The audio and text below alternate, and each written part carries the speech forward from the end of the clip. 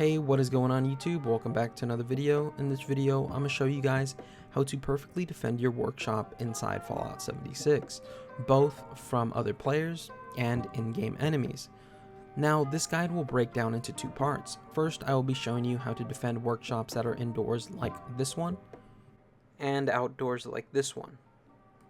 In this guide, I will be going over things like turret placement and extractor defense as well.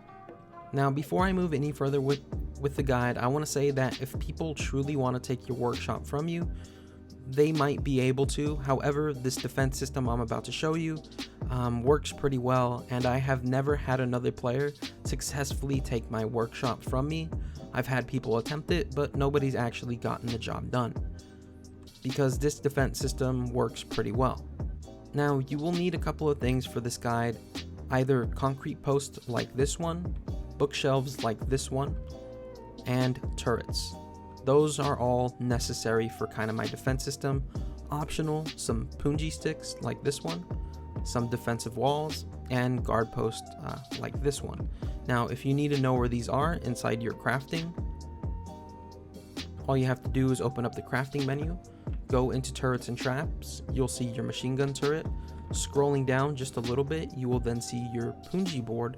Going over one to defenses, you will see the concrete guard post, both the tri and the single. You will also see your defensive walls in here.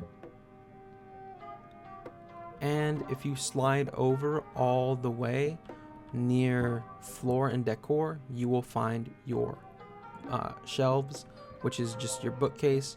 And I suggest using bookcases instead of concrete post. I just find, it's easier to gather wood and steel than it is concrete, but that's just my opinion. You could use whatever material you feel more comfortable defending your workshop with. So to go ahead and start this guide, I'm going to talk about the first thing I do when taking over any workshop. And the first thing I do is I look for all the entrances and defend them. Now, as you guys could tell, this is a super huge entrance to this base. And if you need to know where I am at Sunshine Meadows Industrial Farm. And if you want to take this one over for yourself, because it does produce food, Vault 76 is right here for reference. But once you guys, as you guys could tell, the first thing I do is essentially block off the big main entrance, and I put punji sticks down. This is more to defend from like mole rats and stuff like that, because the mole rats will kill themselves on these, and it stops them from destroying these. When it comes to other players, punji sticks aren't really going to do anything. However, when you stack up the walls like this, it makes it impossible for them to get in without destroying the bookcases. And if they destroy the bookcases, they get the bounty on them. And yeah, I find that's a great deterrent to stop people from getting in. Just kind of blocking off the entrances. As you guys could tell, the main entrance I did with bookshelves, and all you have to do is place the bookshelves like that, or your concrete post like that. So just block off the main entrances and put some punji sticks. Punji sticks, like I said, are more to defend from mole rats and in-game enemies rather than other players. Moving out this way, this is something I like to call your entrance. This is going to be the one you use to get into the building. So when I think of my entrance, I want it to be super close to, ease of access essentially, and I just put something small in front of it, like 2 guard posts like this, and that usually keeps people out, stops them from going in there, and it's very easy for me to get in because all I have to do is open up my crafting and kind of just place those pillars and then head on inside the base. So always leave kind of an easy way for you to get in. You don't want to make it too hard for yourself to get in, so always have one entrance for yourself. Now, like I said, you're going to want to look for every possible entrance. As you guys could tell, this one has stairs here. And when it comes to stairs, I just like to block off the stairs with the defensive walls, as you could see.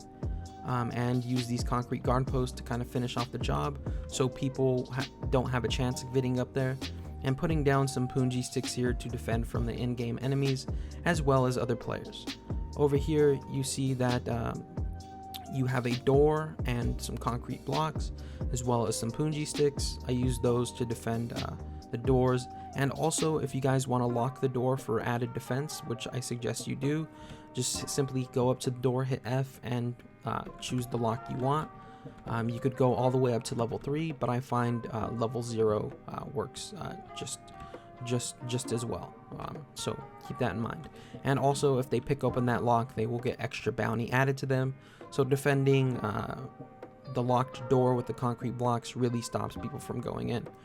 As here's the same thing, just some punji sticks, the door, and if we open the door, concrete blocks right behind it.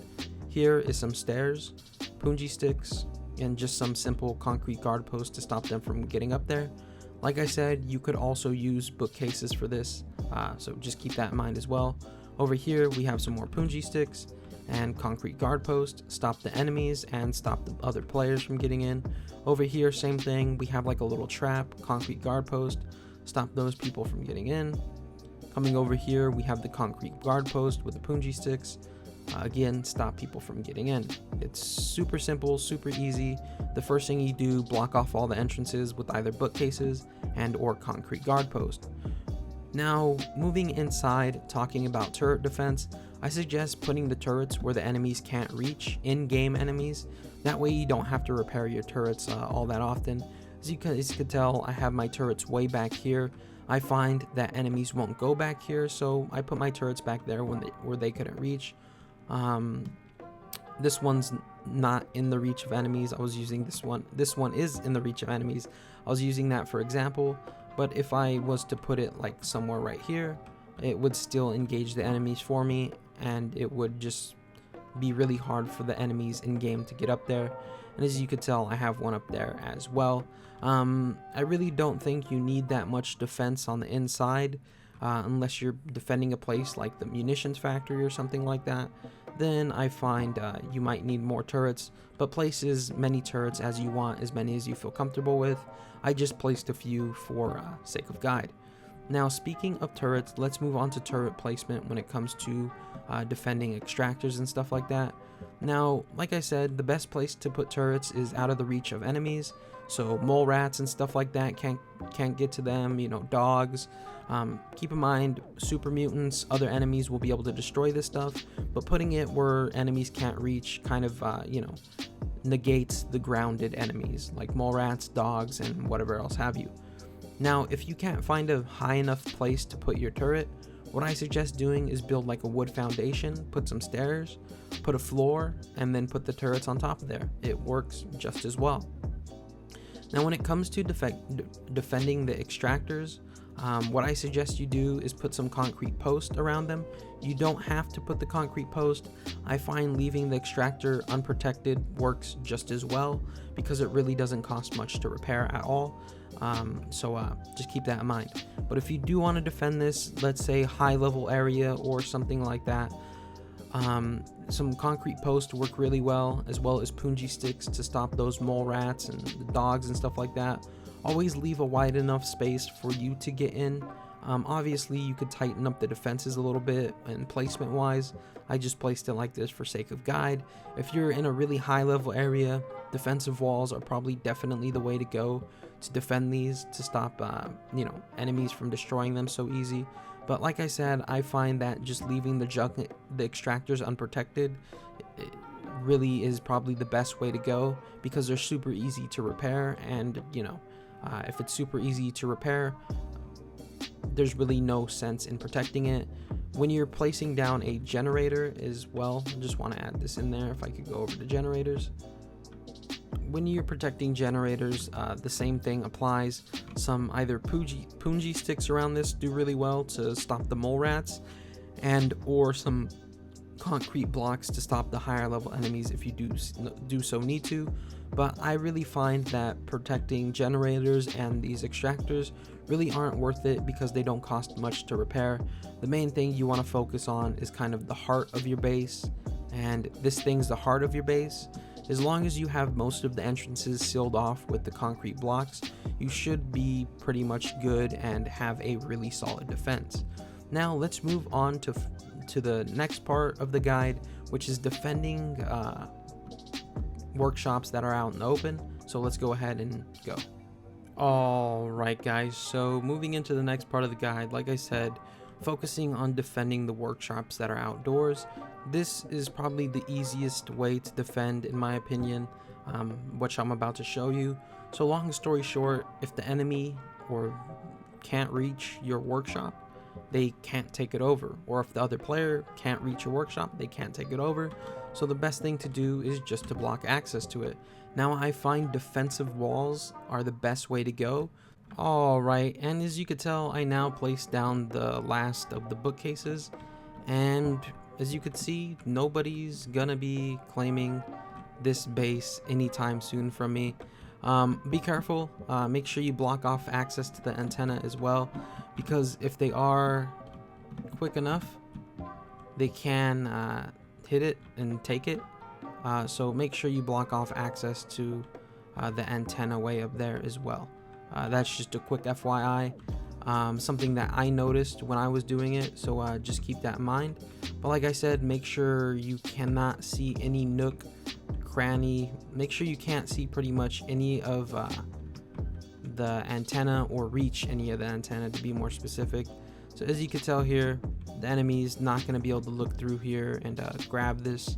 Make sure your defenses are really tight together. Make sure there's no space whatsoever.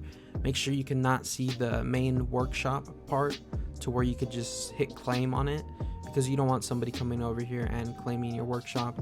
But as you could tell, the defenses are pretty tight here, and that's how I perfectly defend my workshops inside Fallout 76. Now you could get crazy with it, put Punji sticks around and stuff like that, but I just like to do that, because if you block off that, they can't take it from you. And I have never had anybody take my base from me yet. I've had people destroy the stuff, but then they get like a bounty of like 150, and then they kind of, you know, back off because they don't want to destroy anymore. But yeah, this is how I perfectly defend my workshops inside Fallout 76. I hope you guys use this method. I hope it does help you. Anyways, I love each and every single one of you. I hope to see you guys all right back here in the next video. But until then, remember to stay freaky, and bye bye everybody. Thank you for watching. See you next time. Also, quick important thing to note, please, if you can, make sure to clear your bookcases once you're done with the workshop, because if you don't, this stuff will stay here and completely block it off for other players, or at least so I know. Anyways guys, like I said, I hope you did enjoy this guide. If you did, drop a like, comment, and subscribe. I love you all, and I'll see you in the next video. Thanks for watching.